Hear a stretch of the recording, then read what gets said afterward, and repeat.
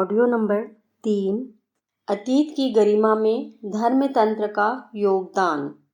जनमानस का स्तर ऊंचा उठाना इतना बड़ा और इतना महत्वपूर्ण कार्य है कि उसका प्रगति क्रम चल पड़ने पर प्रस्तुत समस्याओं में से हर किसी का समाधान सरलतापूर्वक निकल सकता है। अभावों की पूर्ति के लिए उपार्जन के जितने स्रोत हैं, उनमें से सबसे बड़ा है व्यक्तित्व का प्रामाणिक और परिमार्जित होना। यदि इसे उपलब्ध किया जा सके तो समझना चाहिए अवरोधों के जाल जंजाल से छुटकारा मिल गया। यदि मनुष्य सद्गुणी बन सका तो समझना चाहिए कि विभूतियों को कहीं से भी घसीट लाने वाला चुंबकीय शक्ति वाला पारस पत्थर हाथ लग गया। दरिद्रता पैसे की उतनी नहीं सताती जितनी कि व्यक्तित्व की क्षुद्रता पटक पटक कर मारती है और साधन होते हुए भी आए दिन रुलाती है। दरिद्रता और कुछ नहीं, पिछड़ेपन का ही दूसरा नाम है। संकट कहीं दूर देश से नहीं आता, ओछा और अनगढ़ व्यक्ति ही उन्हें जहां तहां से बीन बटोर कर लाता है। इन दिनों पिछड़ेपन को दूर करने के लिए आजीविका अभिवर्धन के अनेकों प्रगति प्रयास चल रहे हैं। कितना अच्छा होता यदि इसी के साथ साथ नैतिक, बौद्धिक और सामाजिकता से जुड़ी हुई सत्प्रवृत्तियों के अभिवर्धन पर भी उतना ही ध्यान दिया जा सकना बन पड़ा होता। संपदा में पदार्थों और साधनों की ही गणना होती है। अच्छा होता यदि शालीनता को भी इसी का एक पक्ष माना गया होता। उसके अभिवर्धन के लिए भी समर्थ तंत्र खड़ा किया गया होता। वस्तुओं, पदार्थों, साधनों की आवश्यकता होती है, पर यह ध्यान देने योग्य है कि सूझबूझ और पुरुषार्थ परायणता ही अंततः समस्त अभावों को दूर कर सकने में समर्थ होती है। अव्यवस्थाओं, समस्याओं एवं संकटों से निपटने के लिए शक्ति भी चाहिए और अंकुश भी। कई बार उसके लिए दमन का आश्रय भी लेना पड़ता है और उदंडता पर अनुशासन थोपने वाले साधनों का भी प्रदर्शन करना पड़ता है, पर इन बातों का सामयिक प्रतिफल ही हो सकता है। अनौचित्य की जड़ काटने के लिए मनुष्य को विवेकवान, सद्गुणी और साहसी भी होना चाहिए। बाह्य उपचार दिखते भी हैं और जाने सराहे भी जाते हैं, किंतु वास्तविकता यह है कि जो दिख नहीं पड़ता उसकी समर्थता कहीं अधिक है। शरीर कितना ही सुंदर और बलिष्ठ क्यों न हो, अदृष्ट प्राण न रहने पर वह सारा सरंजाम कबाड़ बनकर रह जाता है। इसी प्रकार समझा यह भी जाना चाहिए कि दृश्य वैभव की उपयोगिता कितनी ही क्यों न समझी जाए, अदृश्य मन तत्व को सुसंस्कृत बनाए बिना उपलब्धियों का सदुपयोग तक न बन पड़ेगा।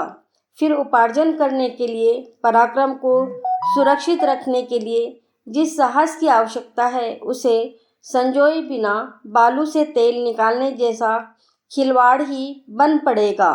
कुछ करना चाहिए, यह ठीक है, पर यह भी समझना चाहिए कि करने के साथ अपना कुछ स्तर भी होना चाहिए। घड़ी का पेंडुलम चलता तो बराबर रहता है, पर लक्ष्य सामने न होने के कारण वह पहुंच कहीं नहीं पाता।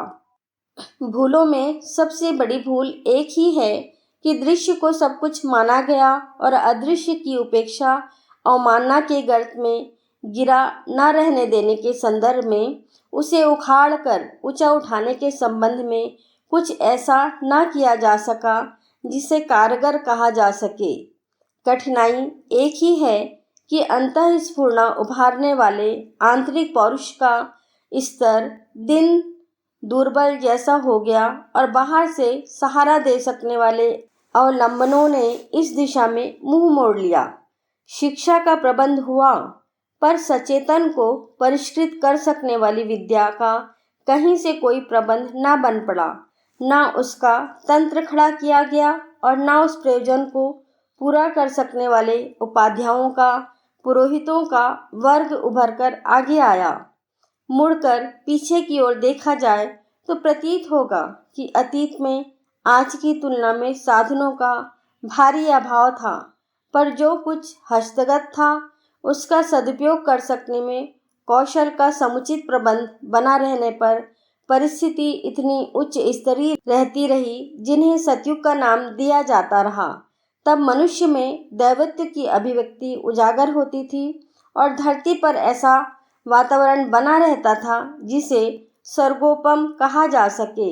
हर किसी को सुख शांति उपलब्ध थी, हर किसी को हंसते हंसाते जीने और मिल बांटकर खाने का अवसर उपलब्ध था। आखिर यह सब बन कैसे पड़ा? जन्म से तो सभी प्रायः नर पशु की स्थिति में धरती पर आते हैं। उन्हें बनाने या उठाने में तो संबद्ध परिकर ही प्रधान भूमिका निभाता है।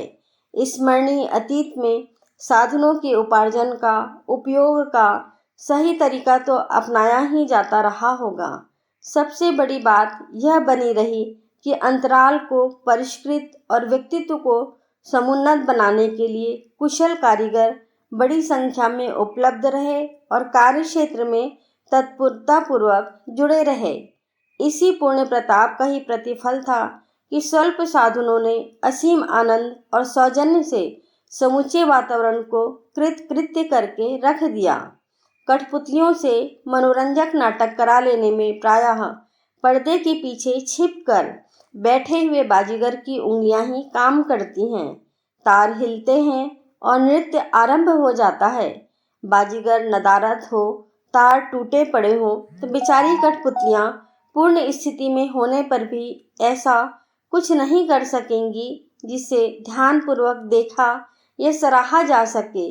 यही स्थिति इन दिनों बन पड़ी है। बाजीगर के सो जाने के कारण दर्शकों पर उदासी छा गई है। सब कुछ होते हुए कठपुतलियां अपना कमाल दिखा क्यों नहीं रही हैं? प्राचीन काल में एक विशेष वर्ग था जिसे पुरोहित कहते थे। उसकी कई श्रेणियां थीं। ऋषि, तपस्वी, योगी, मनीषी स्तर की रीति नीति अपनाकर वे अपनी योग्यता और पात्रता संपादन करते थे ताकि उनके मार्गदर्शन को जन समुदाय द्वारा स्वीकारा जा सके।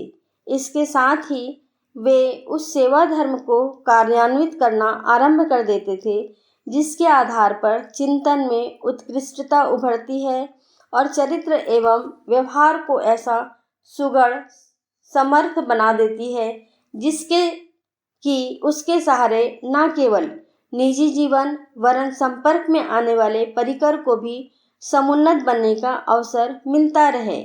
लोक चेतना को समुन्नत स्तर का बनाए रहने का घोषित और निर्धारित उत्तरदायित्व इसी पुरोहित वर्ग पर था। उसके लिए यही नियति थी जिसे श्रद्धापूर्वक सौंपा और शपथ पूर्वक स्वीकारा गया था। राष्ट्र को, समाज को, व्यक्ति को, लोकमानस को जीवंत और जागृत बनाए रखने का दायित्व यही पुरोहित वर्ग चिरकाल तक संभाले संजोए रहा। फलतः जन समुदाय के सभी घटक घड़ी के कलपुर्जों की तरह ठीक काम करते रहे। पेंडुलम और फिनर यदि अपनी सही चाल पर चलते रहे तो घड़ी के बंद होने का अवसर कदाचित ही आता है। लोक चेतना की सत्ता और महत्ता तो असीम है, पर उसमें कमी एक ही है, आत्मसंकल्प को उभारने में स्वावलंबी साहस कम ही जुटा पाती है। उसे समर्थों का सहारा ताकना पड़ता है। बच्चे भी तो अभिभावकों से प्रायः ऐसी ही आशा करते हैं। पुरोहित वर्ग दो भागों में विभाजित था, एक ब्राह्मण, दूसरे साधु। ब्राह्मण प्रायः गृहस्थ होते थे और अपने सीमित क्षेत्र में जन संपर्क साधने और उन्हें भावनात्मक दृष्टि से परिष्कृत किए रहने का दायित्व निभाते थे। गुरुकुल संचालन के लिए उन्हें पत्नी की सहायता अनिवार्य रूप से उपेक्षित होती थी। अपने निजी जीवन का पारिवारिक और वैयक्तिक स्वरूप आदर्शों से ओतप्रोत रखकर वे जनसाधारण के सामने एक उदाहरण प्रस्तुत करते थे कि किस प्रकार सीधे सरल तरीके से सर्वोपयोगी उत्कृष्ट जीवन जिया जा सकना संभव हो सकता था। लोक शिक्षण के लिए वे अपने यजमानों में स्वाध्याय सत्संग की व्यवस्था बनाए रहते थे। इसके लिए पर्व त्योहारों पर व्रत संस्कारों के माध्यम से सामूहिक प्रशिक्षण अधिक उपयोगी और प्रभावी समझा जाता था। अस्तु वे ऐसे ही अवलंबनों के सहारे अपने परिकर के यजमानों को उच्च स्तरीय प्रेरणा से अनुप्राणित किया करते थे। साधु वर्ग का कार्यक्रम प्रवज्या पर अवलंबित रहता था, इसलिए उन्हें परिव्राजक भी कहा जाता था। परिव्राजक अर्थात परिभ्रमण करता। इस आधार पर उन्हें व्यापक क्षेत्र के बहुसंख्यक निवासियों के साथ संपर्क साधने में सरलता होती थी।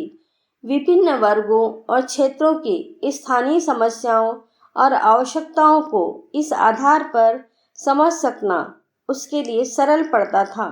साथ ही जहाँ जैसा समाधान संभव था वहाँ उसका कार्यक्रम बनाने, सरंजाम जुटाने एवं ढांचा खड़ा करने का प्रयास करते भी बन पड़ता था। इस प्रक्रिया का महत्व इसलिए भी अधिक था कि ज्ञान पिपासा बुझाने के लिए जिन्हें मनुष्यों से संपर्क साधने पहुंचना कठिन पड़ता था, उन्हें यह लाभ घर बैठे भी मिल जाता था। बहुत से लोग एक समय एकत्रित होकर एक मार्गदर्शक से उद्बोधन प्राप्त करें, यह भी एक तरीका था। पर दूसरा यह तरीका भी कम महत्वपूर्ण नहीं था कि सूर्य, चंद्र, पवन, बादल की तरह स्वयं ही परिभ्रमण पर निकला जाए और जन जन को अपनी ऊर्जा से प्रतिभाषित किया जाए। जिन्हें यह कार्य पद्धति पसंद आती थी वे अविवाहित रहते थे और तीर्थ यात्रा के नाम से जन जागरण की पद यात्रा में निरंतर निरत रहते थे। एक स्थान पर उतने ही समय टिकते थे जितना कि स्थानीय आवश्यकताएं उन्हें बाधित करती थीं।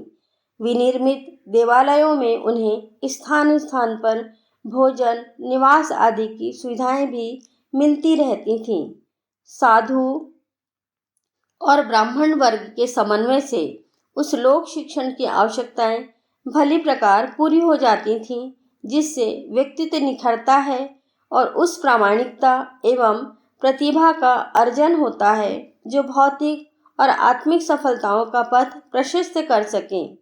साधु और ब्राह्मण वर्ग के लोक नायकों का एक मिश्रित रूप भी था, वानप्रस्थ।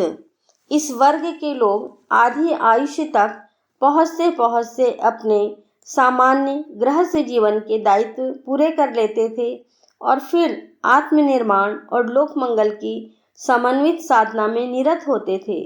जो पत्नियां साथ रहना चाहती थीं, वे पति के साथ उसी प्रयोजन में निरत होती थीं। जो अपने को असमर्थ पाती थीं, वे परिवार को संभालने और पड़ोस को अपनी उपस्थिति का यथासंभव लाभ देती थीं। तीर्थ स्थानों में सुव्यवस्थित आश्रम इसलिए बने थे कि वहाँ वानप्रस्थ वर्ग के लोग आरण्यक व्यवस्था के अनुरूप अपनी वरिष्ठता का अभिवर्धन करें और समयानुरूप सेवा क्षेत्र के साथ भी संपर्क साधें।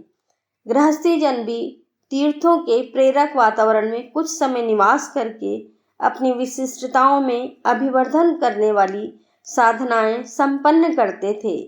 इस समूचे धर्म तंत्र की मिली जुली सामर्थ्य ऐसी हो जाती थी कि उसका प्रभाव समूचे जन समुदाय पर पड़े, दुष्प्रवृत्तियों के उन्मूलन और सत्प्रवृत्तियों के अभिवर्धन में सहायता मिले।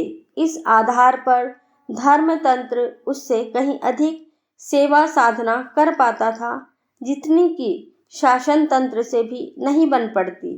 शासन प्रायः अवांछनीयताओं से निपटता रहता है, प्रगति के लिए आवश्यक स्थान सुविधा भी जुटाता है, किंतु उस सबसे भी अधिक महत्वपूर्ण पक्ष है व्यक्ति की शालीनता और दक्षता का चिंतन।